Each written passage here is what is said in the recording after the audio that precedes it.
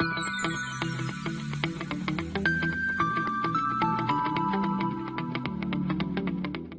students, I am Isha Mendirata. In today's video, I am going to discuss the construction of a fiber optic cable, working principle of a fiber optic cable, and two very important terms which are related to a fiber optic cable, that is acceptance angle and numerical aperture. So let's start with the first topic, that is construction and working principle of a fiber optic cable. Let's see how a fiber optic cable is constructed. A fiber optic cable, as we all know, is made from glass or plastic. So the name itself says a cable, but it has multiple layers, one after the other. It is made from glass or plastic core, which is surrounded by a glass cladding. Glass or plastic cladding, and then finally it has protective layers. So I can say from this that the first layer is a core, then you have surrounding it a cladding, and then you have protective layers. So let's see with the help of a diagram what exactly is a fiber optic cable. In this diagram you can see the innermost layer is labeled as core. Now this core can be a glass or it can be a plastic. The second layer you can see in the diagram is a cladding. Cladding is again made up of either core or plastic. So I would say for my data transmission, these two are the layers which are very, very important. Then comes the protective layers, and the first protective layer is known as a buffer jacket, which is made up of a polymer. It is made up of a high quality plastic. Now what is the use of a buffer jacket? Buffer jacket is known as the first protection to the fiber optic cable. Now, while laying cable, it is not always possible that the cables are laid straight. There is a high possibility that you bend the cable, or there is even sometimes a need of twisting the cable. We know that these cables are made from glass and plastic, so there is a high possibility that the cables can break. To avoid this breakage and to give mechanical strength to the fiber optic cable, the buffer jacket is used. Then comes Kevlar, which is the second protective layer of a fiber optic cable. What is a Kevlar? Now Kevlar is known as a yarn type material. It is a material which is like fibers of yarn, but they have almost 10 times more strength than the strength of steel. Why not steel is used here? Because the inner two layers are glass or plastic. So if steel is used, it can cut the glass or plastic. So that is the reason Kevlar is used. Kevlar has a very, very high strength. This is a material which is also used to make bulletproof jackets. So this gives a good tensile strength to the fiber. What is tensile strength? When the fibers are laid, there is a possibility that they are stretched. So breakage is avoided due to Kevlar. And the final protective layer is known as polyurethane jacket, which is again made up of plastic polymer. This polyurethane jacket is known as a final protection to the fiber, which will prevent any dirt or moisture or water entering the cable. So this is how the fiber cable is constructed, having 5 layers. In the diagram you can see white innermost layer is core, then you have blue, that is cladding, then again buffer jacket, then you have Kevlar and polyurethane jacket. Then we will move on to the basic principle on which a fiber optic cable works. Yes, the working principle of a fiber optic cable.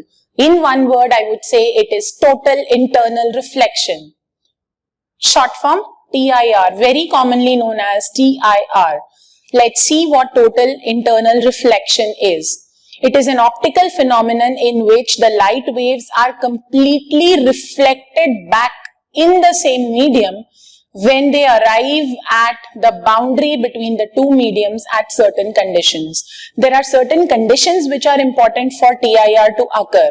It cannot occur randomly. There are specific conditions which need to be fulfilled, only then total internal reflection can occur.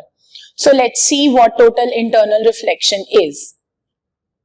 In this diagram, you can see that there are two different surfaces. First one is water, which is at the bottom. Second one is air, which is above it. Do you know that water is dense as compared to air? What is the refractive index of water? 1.33. What is the refractive index of air? It is 1. So I'm saying that here in the diagram, the light rays which I'm showing are entering from water to air, or I can use the word that my light rays are traveling from a denser to a rarer medium, more dense medium to a less dense medium. Is that clear? So the first condition is the light rays are traveling from water to air, from a more dense medium to a less dense medium. Clear? Now the A portion of the diagram shows that the angle at which the light is incident is less than phi c. Phi c is known as the critical angle. I'll be discussing shortly. So first condition shows that phi is less than phi c. What happens if phi less than phi c is the condition? Your ray will refract in the other medium, or it will bend in the other medium. Now move on to part B. Here you can see that phi is equal to phi c. The angle of incidence is exactly equal to the critical angle. In this condition, what happens? You can see that the ray B dash is clearly moving parallel to the two surfaces. That means I am saying that my ray has made an angle 90 degree with the normal. Your surfaces are like this, so normal would be perpendicular to it. And you can see from the diagram B that the ray has made an angle of 90 degree with the two surfaces. Moving on to case number C, you can see in the diagram that the ray is incident at an angle which is greater than phi c. Your ray is incident at an angle which is greater than the critical angle, and you can see from the diagram C that the ray C dash has come back in the same medium. It has reflected back in the same medium, and this is what is known as total internal reflection. Next, I'll just give you a better idea. You can see that I'm increasing. See, just see the animation. The angle of incidence is getting increased. And you can see this is critical angle. If more than critical angle, you get the reflected ray back in the same medium. This is the meaning of TIR. So according to the animation and the diagram above, I can say that the conditions which are important for TIR. Number 1, your ray should always move from a denser to a rarer medium. That means refractive index of the medium from which the ray is incident should be more than the other medium. And second, the angle of incidence at which the ray is sent in a medium should be more than critical angle. And hence I conclude that the two important conditions are N1 greater than N2 and phi should be greater than phi c. That means the angle of incidence should be more than critical angle. These are the two important conditions which need to be satisfied if we want to achieve total internal reflection. I hope this is clear.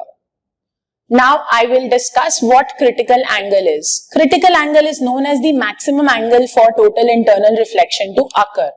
The angle of incidence beyond which the rays of light passing from a denser to a rarer medium are no more refracted, but they are totally internally reflected. Getting it? Clear? We have seen in the previous diagram that phi greater than phi c will only give us total internal reflection, and this phi c, the angle at which your ray is giving you 90 degree. This is the maximum angle at which your TIR can occur.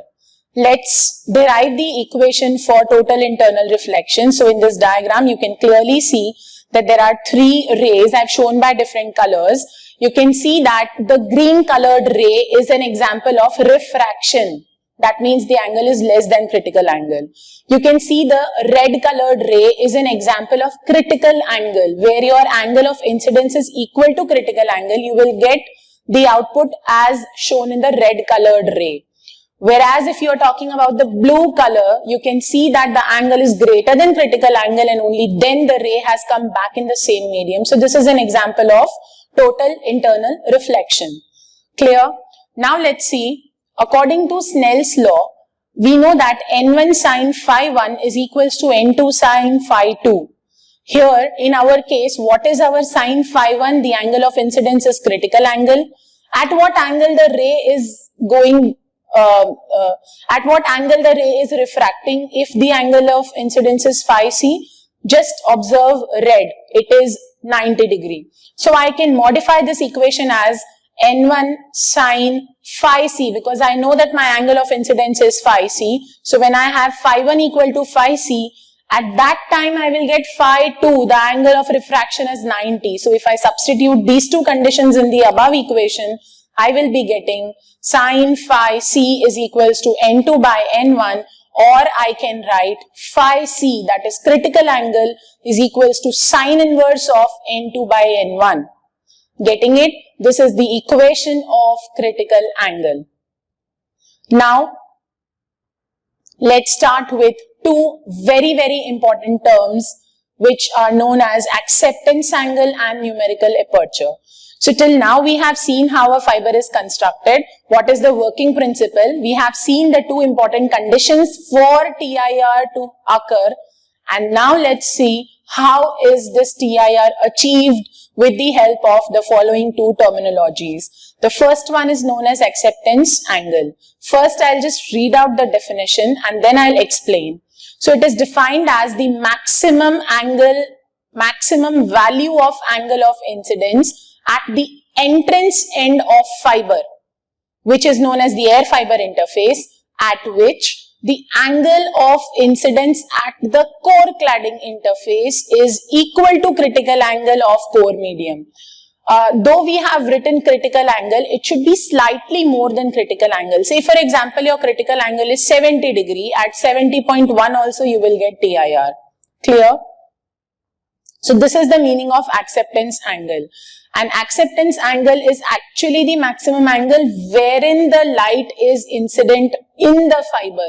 So at the input end of the fiber, we get a term which is known as acceptance angle. So let's see what acceptance angle is. In the diagram, you can clearly see a conical structure being inputted in the fiber. So this input in the form of a cone, half angle of this cone is what is known as acceptance angle.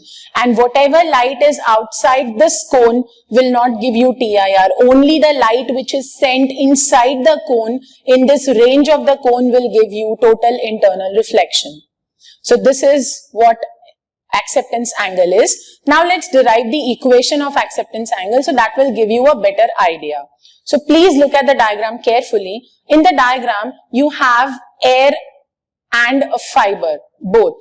So from where the fiber is starting, on the left hand you have air. We know that air has a refractive index of 1. Clear? So from this surface, you can see a vertical line. This is known as the air fiber interface, and a dotted horizontal line which represents normal. Normal to what? Normal to the air fiber interface. Clear? Now inside we have core and cladding. Core is a material which is the innermost layer of a fiber. This should have a greater refractive index as compared to cladding, because this is the condition of TIR to satisfy. Clear? So we have N1 as core and N2 as cladding. Now we know that glass or plastic, both of them have a refractive index which is higher than 1, which is higher than the value of air. So here in this diagram, I have represented refractive index of air as N0, core as N1, cladding as N2. The angle at which the light is incident from air into the fiber is known as phi in. It is shown in the diagram as half angle of the cone, that is our incident angle. So according to this diagram, I can say that the first time when the light enters into the fiber, it won't totally internally reflect. Why? Because it is entering from a less dense medium to more dense medium. It is entering from air to glass or plastic. So air is a rarer medium as compared to glass or plastic. So first time it won't have TIR, and obviously we do not want TIR at the input end, because if we are getting TIR at the input end, the light won't enter into the fiber, right? So the first time we want that light should enter into the fiber in such a way that you achieve TIR inside the fiber. Is that clear? So the first angle phi in, the moment your light is incident from a rarer to a denser medium, it is refracted inside the core at an angle phi 1. Then the light moves ahead. On moving ahead, the light encounters one more interface. Which interface? Below is the core, above is the cladding. I am referring the point B in the diagram. So B is a point where again I have core cladding interface, and I know that core has a more refractive index as compared to cladding. This is the condition which we have taken while designing a fiber. And you can say that if the angle at which the light strikes the point P, if this angle is slightly more than critical angle, the light will come back in the same medium core. If it is less than the value of critical angle, the light will move in the cladding and your signal will be lost. So this is somewhat an understanding of the arrangement of how a fiber looks like. Now we will be using Snell's law. According to the Snell's law, I will be using first the Snell's law at point A. So at point A, what is my angle of incidence? Phi in. What is my angle of refraction? Phi 1. The medium from which light enters is N0 and the medium into which it goes is N1. So I am writing my equation as N0 sine phi in is equals to N1 sine phi 1. Is that clear? Now just look at this diagram.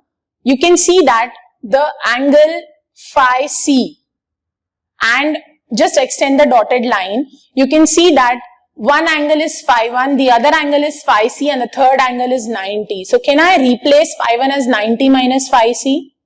So replacing sine phi in is equals to N1 sine 90 minus phi C. I have written phi 1 as 90 minus phi C. What is sine 90 minus phi C? It is nothing but cos phi C. And I can represent cos x as under root of 1 minus sine square x. So this is what I am doing, and I am replacing cos phi C in this equation as under root of 1 minus sine square phi C. You know why have I done this? Because I know the equation of sine phi C. I know that it is a critical angle, and the equation I have derived a few minutes back. So I can say at the point B, according to Snell's law, I have sine phi C is equals to N2 by N1. Substituting this N2 by N1 in the above equation, the green colored box, I can say sine phi in is equals to under root of N1 square minus N2 square, or the equation of acceptance angle. Moving ahead, what is numerical aperture? Second very important terminology. It is known as the figure of merit, which describes the light accepting capacity of a fiber or the light gathering capacity of a fiber. If I say numerical aperture is high, that means the fiber can accept or gather more light. So this numerical aperture is nothing but represented by the conical structure. Because we know that half angle of the cone is nothing but the acceptance angle. So this cone, within the cone, whatever light is incident, only that will give TIR. Outside this cone, the light is wasted. It will either refract or it will move along the two surfaces. So according to this diagram, I can say that acceptance angle and numerical aperture are somehow related. Let's see how they are related. So mathematically, numerical aperture is known as the sine of acceptance angle. We already know that acceptance angle is sine inverse of under root N1 square minus N2 square. So keeping that in mind, we get NA is equals to under root of N1 square minus N2 square. It is a number which depends on refractive indices of core and cladding. So it is nothing but accepting capacity of a fiber. Now we have a small term called relative refractive index. It's a simple term which is defined as ratio of refractive index difference of core and cladding divided by the refractive index of core. It is denoted by the term delta, and it is N1 minus N2, difference of refractive index of core and cladding divided by N1, that is the refractive index of core. And there is a relation between Na and refractive index, relative refractive index, which is given by Na is equals to N1 under root of 2 delta. Clear? So this was about today's session, wherein we have seen how a fiber is constructed, what is the working principle of a fiber, what are the very important conditions for achieving TIR, the two conditions, N1 greater than N2, phi greater than phi C. Then we have seen what acceptance angle is, we have derived its equation, and we have seen what is numerical aperture and how numerical aperture is related to relative refractive index. Hope you have understood all the topics I discussed today very well. Thank you.